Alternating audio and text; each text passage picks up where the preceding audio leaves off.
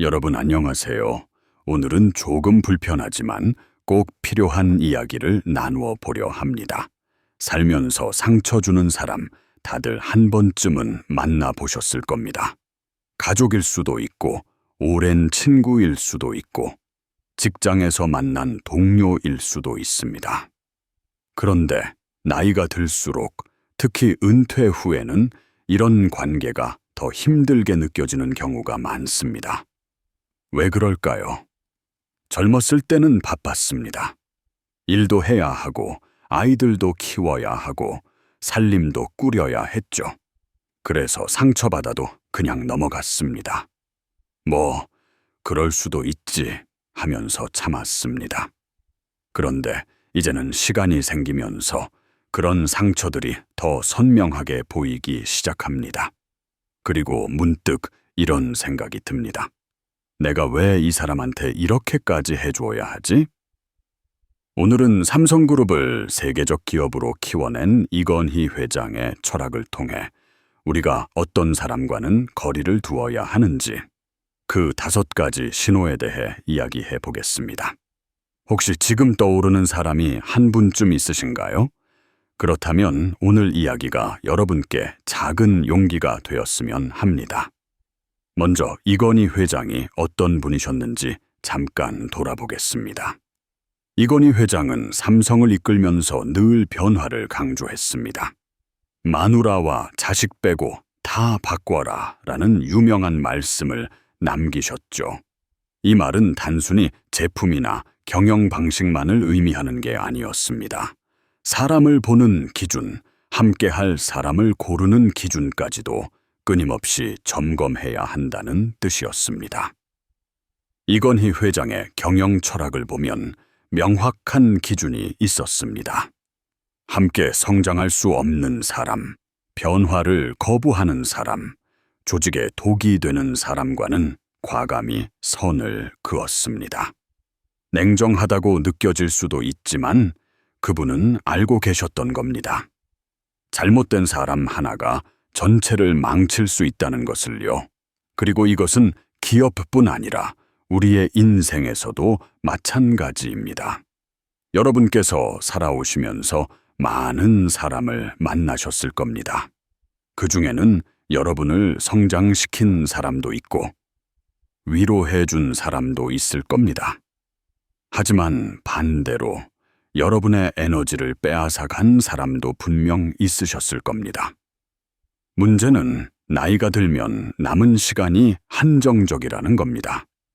이제는 선택을 해야 합니다.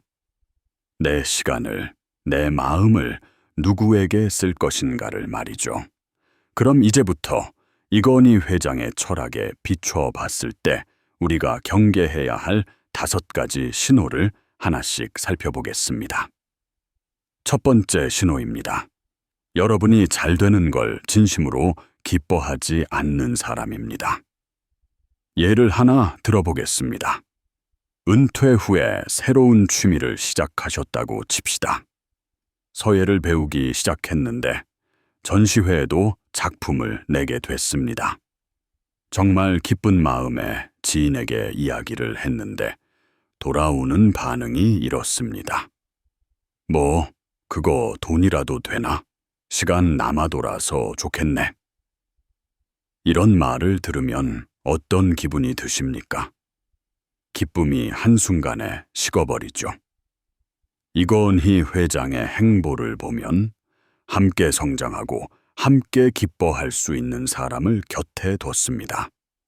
반대로 질투하거나 은근히 깎아내리거나 성공을 시기하는 사람과는 거리를 뒀습니다.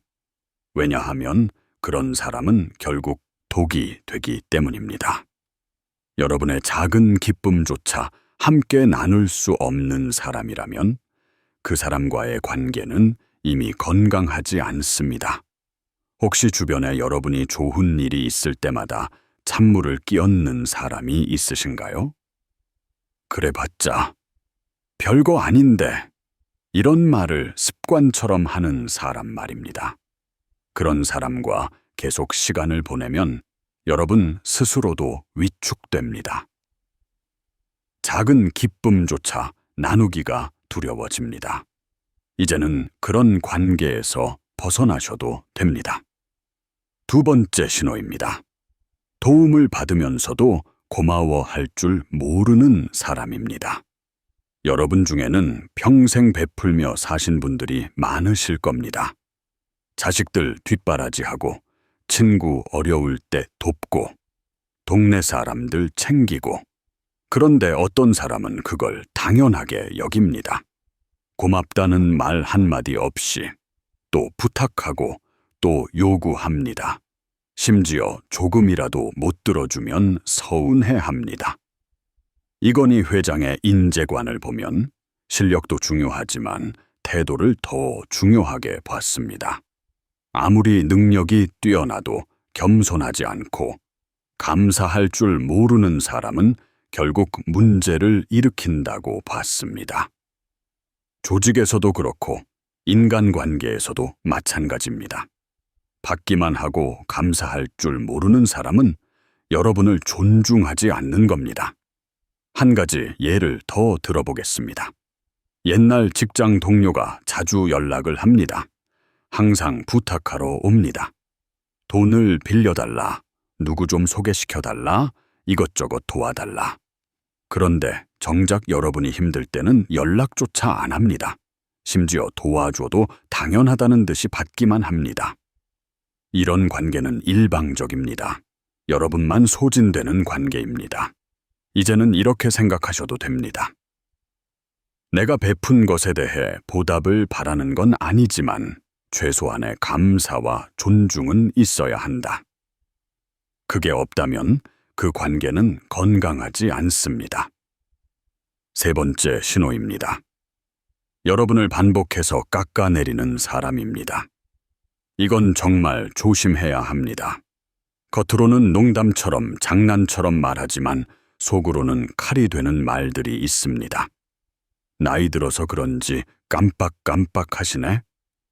요즘은 그런 것도 모르세요? 옛날 사람들은 다 그렇지 뭐.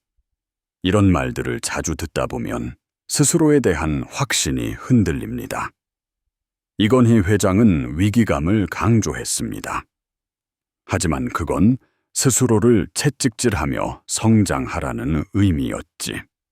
남이 함부로 깎아내려도 된다는 뜻이 아니었습니다.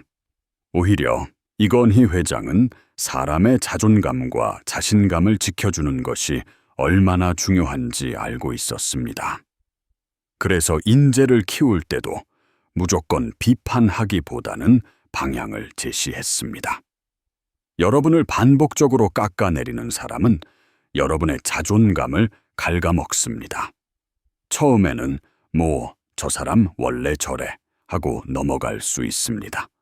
하지만 그게 반복되면 여러분 스스로도 나는 부족한 사람이구나, 나는 쓸모없구나 하는 생각에 빠지게 됩니다.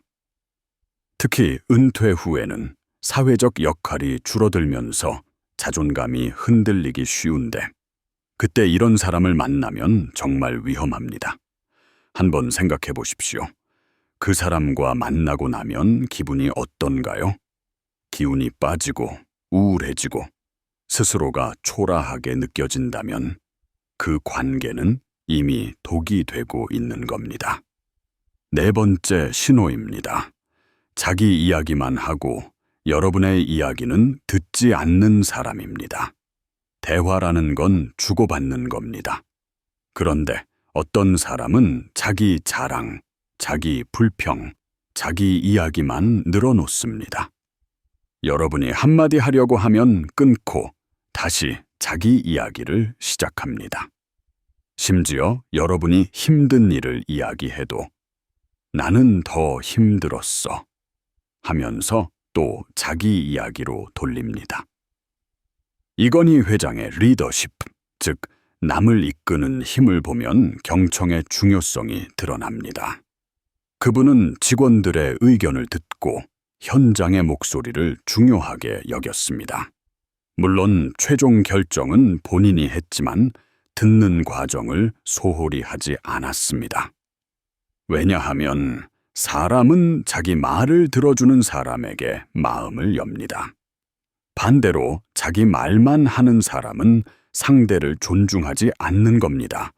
여러분도 경험이 있으실 겁니다.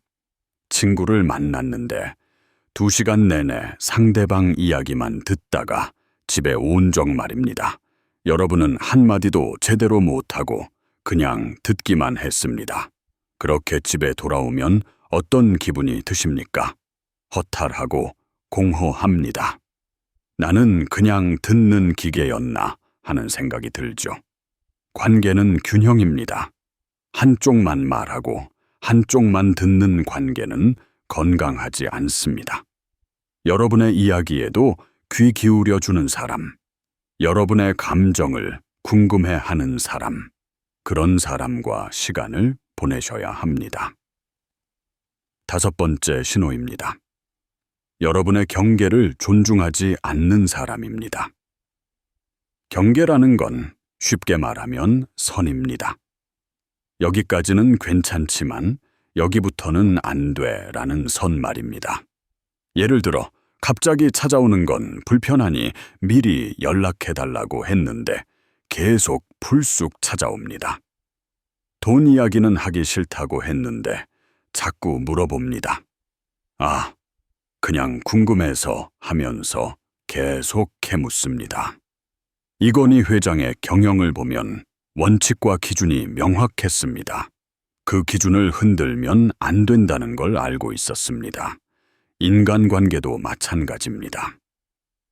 여러분이 세운 경계, 여러분이 불편하다고 표현한 부분을 존중하지 않는 사람은 여러분을 존중하지 않는 겁니다. 한 가지 예를 들어보겠습니다. 여러분이 요즘 몸이 안 좋아서 모임은 조금 쉬고 싶다고 했습니다. 그런데 어떤 사람은 계속 연락합니다. 왜 안 나와? 그 정도는 괜찮잖아. 나오면 기분도 풀릴 텐데. 이렇게 여러분의 의사를 무시하고 자기 생각을 강요합니다. 이건 배려가 아닙니다. 자기 중심적인 행동입니다. 여러분께서 싫다, 힘들다, 불편하다고 표현했을 때 그걸 존중해주는 사람이 진짜 관계를 소중히 여기는 사람입니다.